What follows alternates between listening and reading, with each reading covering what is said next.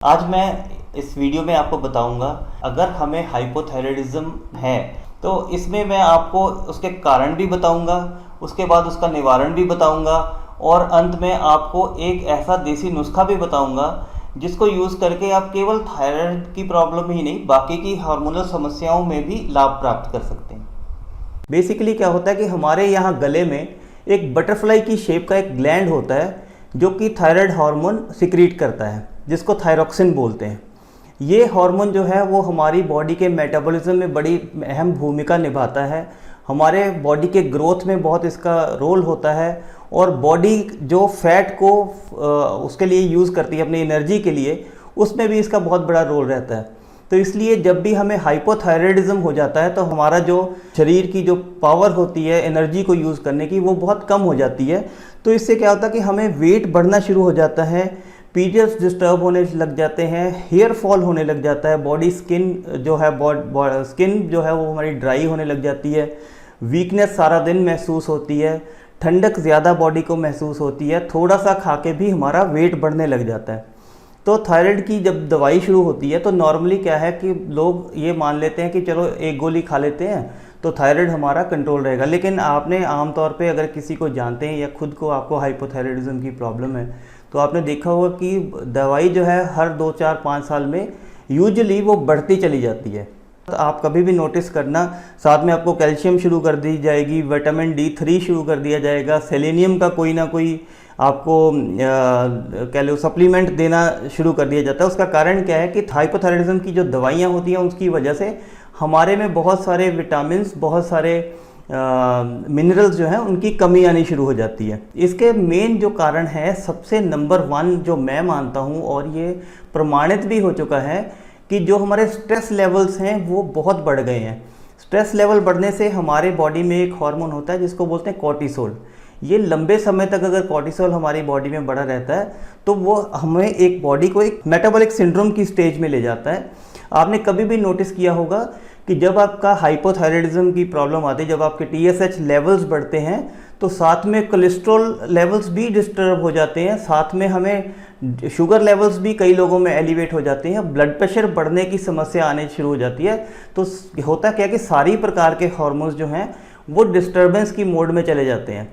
और दूसरा कारण जो है इसका हाइपोथायराइडिज्म का वो है इन्फ्लेमेटरी फूड्स। इन्फ्लेमेशन का मतलब होता है कि बॉडी के अंदर जो सेलुलर लेवल पे सेल्स में जो थोड़ी सूजन उत्पन्न करते हैं। आप जो भी पैकेट में खाते हो, चाहे वो बिस्किट है, चाहे वो कोई पेस्ट्री है या कोई भी चीज़ जो बेकरी आइटम्स हैं या जो भी हमें रेडीमेड बाज़ार से मिल रहा है, वो सारे प्रोसेस्ड फूड्स होते हैं जो भी मैदे से बनते हैं, रिफाइंड ऑयल से बनते हैं, उनमें चीनी बहुत ज़्यादा होती है। तो ये सारी चीज़ें जो हैं, ये प्रोसेस्ड फूड जो हम खाएंगे रेगुलरली तो हमारी बॉडी के अंदर सिर्फ हाइपोथायराइडिज्म ही नहीं बाकी के भी मेटाबॉलिक डिसऑर्डर्स आने शुरू हो जाएंगे। सबसे नंबर 1 पे आती है शुगर, वाइट शुगर।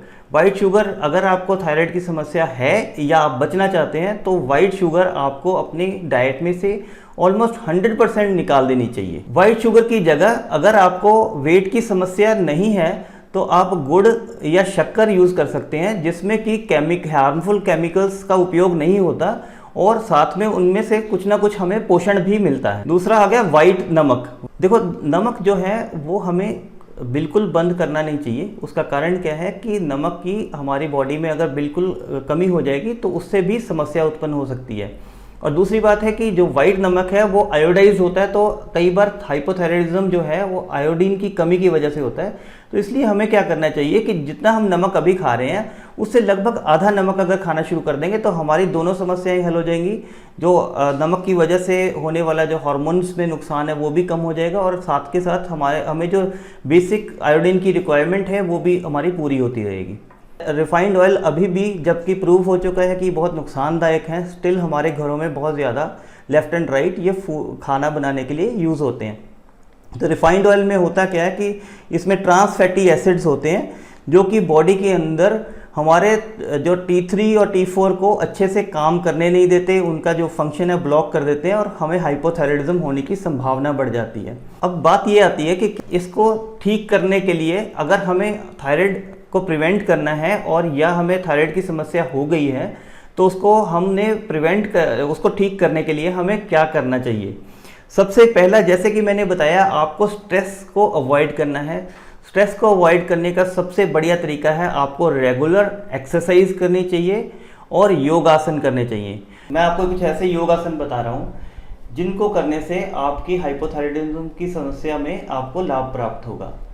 सबसे पहला है सर्वांगासन, दूसरा है हल आसन, तीसरा है सेतुबंध आसन, चौथा है उत्कर्ष आसन, पांचवा है धनुरासन और छठा है मत्स्य आसन।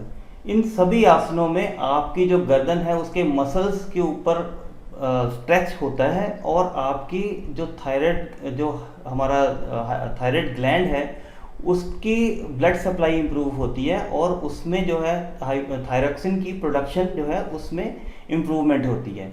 तो ये अगर हम सारे आसन जो हैं वो नियमित रूप से करेंगे तो हमारे थायराइड ग्रंथि जो है वो पहले से बेटर काम करना शुरू कर देगी। मैं ये नहीं आपको वायदा करता कि इससे आपकी दवाइयाँ छूट जाएंगी, लेकिन दवाइयाँ कम होने की संभावना रहेगी, या अगर दवाई बहुत ही ऑलरेडी कम चल रही है तो वो जो है आपकी बंद भी हो सकती है। दोस्तों, कोकोनट ऑयल का उपयोग आप करना शुरू कर दीजिए रिफाइंड ऑयल की जगह पे, अगर आप थायराइड की प्रॉब्लम से बचना चाहते हैं। कोकोनट ऑयल कुकिंग के लिए भी यूज़ कर सकते हैं क्योंकि ये बहुत ही घना होता है और साथ में इसमें मीडियम चेन्ड फैटी एसिड्स होते हैं। वो थोड़ी टेक्निकल बात है, आपको यहाँ समझाई नहीं जा सकती, लेकिन इससे बॉडी में, जैसे मैंने पहले बताया था इन्फ्लामेटरी फूड्स के बारे में, इससे वो इन्फ्लामेशन बॉडी की कम होती है। आप कम से कम दिन में 3 चम्मच कोकोनट ऑयल के ज़रूर यूज़ करिए और कोशिश करिए कि कोकोनट ऑयल जो यूज़ करेंगे वो एक्स्ट्रा वर्जिन हो, जो कि कोल्ड प्रोसेसिंग से निकला हो। और जितना आप ऑयल विदाउट कुकिंग, लाइक जैसे आपने कोई स्मूदी बनाया उसमें 1 चम्मच ऑयल का आपने डाल के यूज़ कर लिया तो वो आपको ज़्यादा फ़ायदा देने वाला है। हाइपोथायराइडिज्म में सेलेनियम का बहुत बड़ा रोल है। सेलेनियम की कमी आमतौर पर हाइपोथायराइडिज्म में पाई जाती है।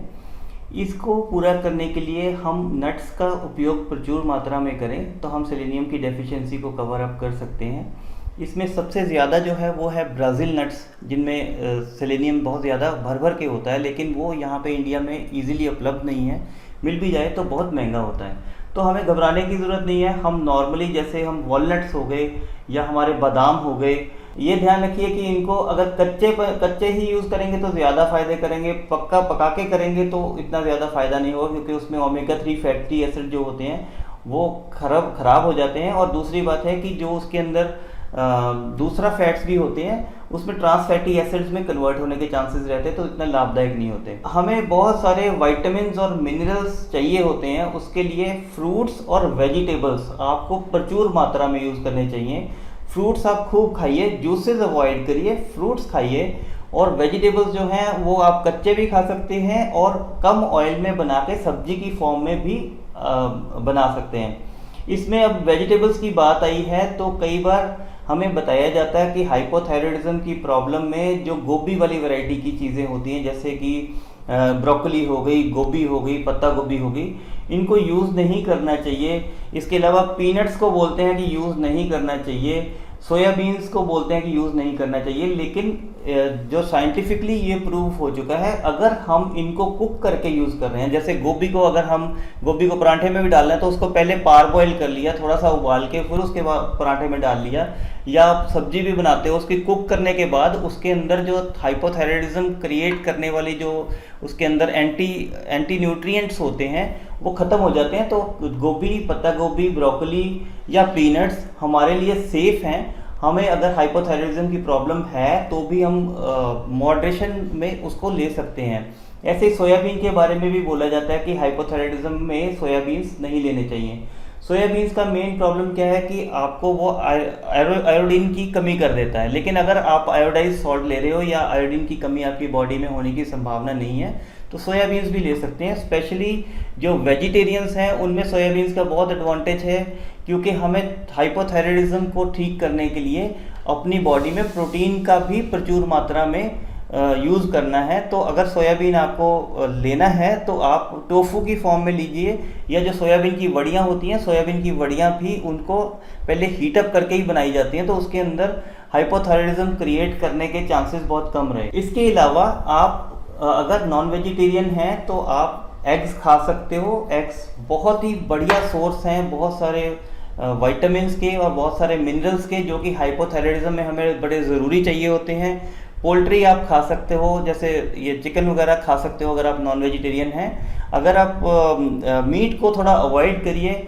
और अगर आप वेजिटेरियन हैं तो हमें जो प्रोटीन के सोर्सेज हैं वो हैं चना, दालें, सभी प्रकार की दालें, स्प्राउट्स, टोफू, पनीर, दही, दूध, ये चीज़ें हम ये यूज़ करेंगे रेगुलरली, ताकि हमारी बॉडी में प्रचुर मात्रा में प्रोटीन्स का भी हमारे फूड में इंक्लूड हो जाएं।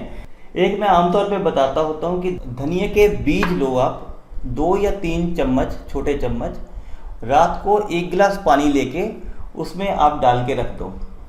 सवेरे खाली पेट उनको बॉईल करिए। जब 1/3 पानी रह जाए तो उनको छान के ठंडा करके आप पी लीजिए।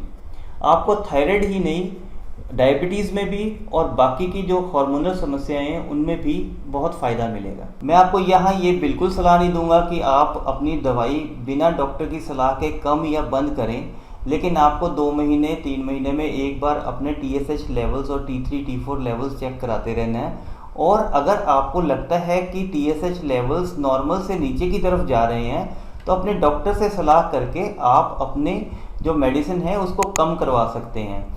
अगर आप डाइट प्लान चाहते हैं इसके हाइपोथायराइडिज्म के लिए तो आप करनाल प्लस टीम को संपर्क करके इसके बारे में भी जानकारी ले सकते हैं। धन्यवाद।